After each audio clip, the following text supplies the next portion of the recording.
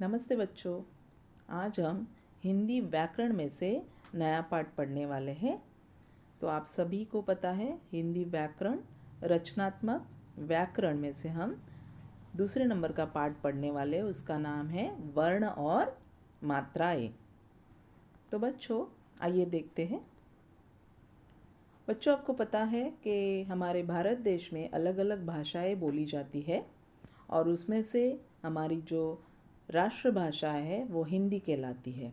तो आज हम हिंदी के बारे में जानकारी प्राप्त करेंगे। बच्चों आपको पता है कि भाषा के माध्यम से हम हमारे विचार और हमारे मन में जो भी विचार आते हैं वो हम प्रस्तुत करते हैं दूसरे के सामने। तो हमने पहले वाले पाठ में देखा कि भाषा लिखने का एक ढंग होता है, उसे लिपि कहते हैं। तो आज हम देखेंगे कि हिंदी जो भाषा है वो देवनागरी लिपि में लिखी जाती है और उसको लिखने के लिए हमें वर्णों की सहायता लेनी पड़ती है। ठीक है बच्चों। तो जो हमारे मुख से निकलने वाली ध्वनियाँ होती है इन्हें वर्ण कहते हैं। वर्ण भाषा की सबसे छोटी इकाई कहलाती है और इसके और टुकड़े नहीं कर सकते। तो बच्चों भाषा की सबसे छोटी इकाई को हम क्या कहते हैं? जी हाँ, हम वर्ण कहते हैं। इस चित्र में आप देख रहे हो वर्णमाला। तो सभी वर्णों की क्रमवार सूची को हम वर्णमाला कहते हैं। जैसे आप देख रहे हो ऊपर दिखाई दे रहा है स्वर और व्यंजन।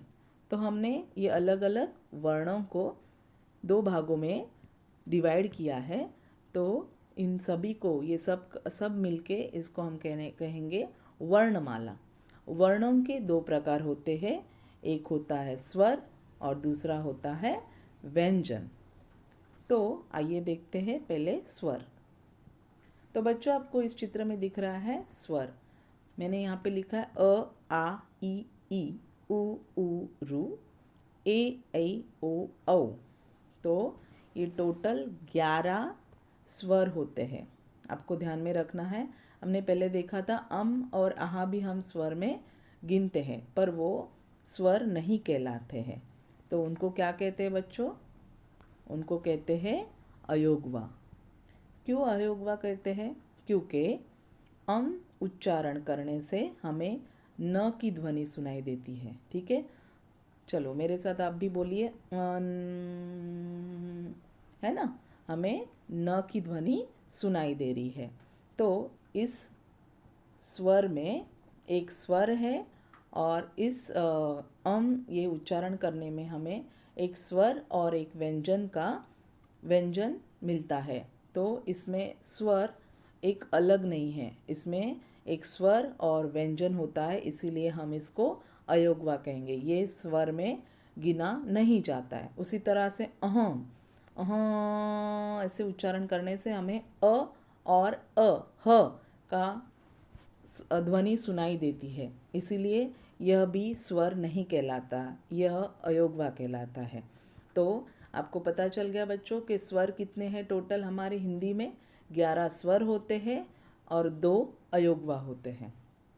आगे देखेंगे व्यंजन। तो बच्चों क से लेके ह तक हम देख रहे हैं ये सारे क्या है? तो ये सारे व्यंजन हैं। क से लेके ह तक कितने टोटल व्यंजन होते हैं? जी हाँ, 33 व्यंजन होते हैं। तो आपको इनके उच्चारण भी पता है, आपको घर पे इसकी प्रैक्टिस करनी है। क ख ग घ ड। तो बच्चों देखिए कि व्यंजनों का उच्चारण स्वरों की सहायता से होता है। हम एक उदाहरण के तौर पे देखेंगे। अगर हमने क ऐसे उच्चारण किया तो हमें क और अ ये दोनों एक व्यंजन और अ स्वर सुनाई देता है। तो व्यंजनों का जो उच्चारण होता है उनमें स्वर होते ही होते हैं, उनमें स्वर होता है। जैसे हम क का उच्चारण अभी मैंने बताया कि क, इस तरह से हम बोलेंगे तो हमें अ का भी ध्वनि सुनाई देता है।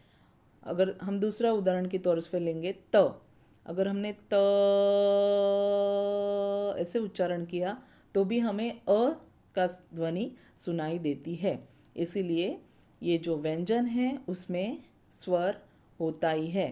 तो एक व्यंजन और स्वर होता है, इसके लिए तो आपको याद रखना है। तो व्यंजनों का जब हम उच्चारण करते हैं तो स्वरों की सहायता से होता है, उस बिना स्वरों की सहायता से ये पूरा नहीं होता। अगर हमें अधूरा व्यंजन दिखाना है तो जिस व्यंजन में कोई स्वर नहीं होता तो उसको दिखाने के लिए हमें हलन चिन्ह का उपयोग किया जाता है।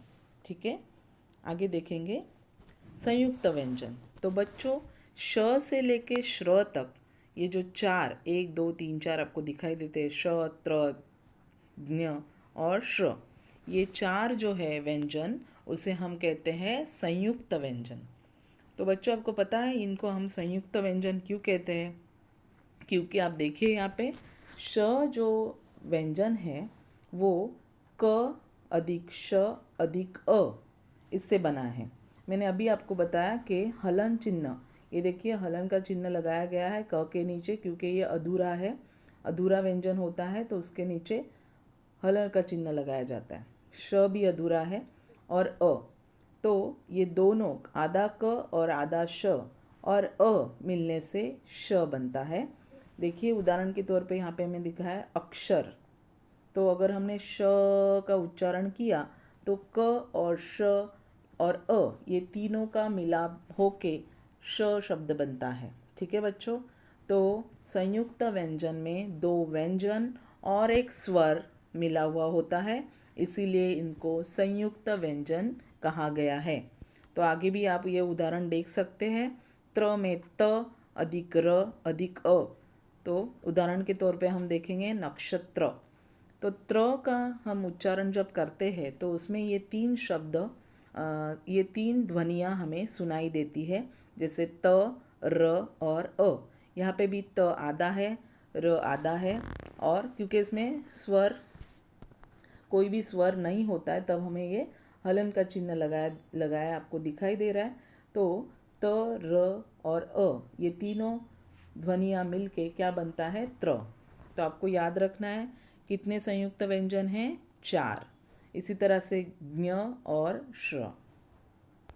तो बच्चों इस पाठ से अब आज हमने सीखा कि सबसे छोटी ध्वनि को हम वर्ण कहते हैं, वर्णों के समूह को वर्णमाला कहते हैं, स्वर 11 होते हैं, अयोगवा 2 होते हैं, व्यंजन 33 होते हैं और संयुक्त व्यंजन 4 होते हैं।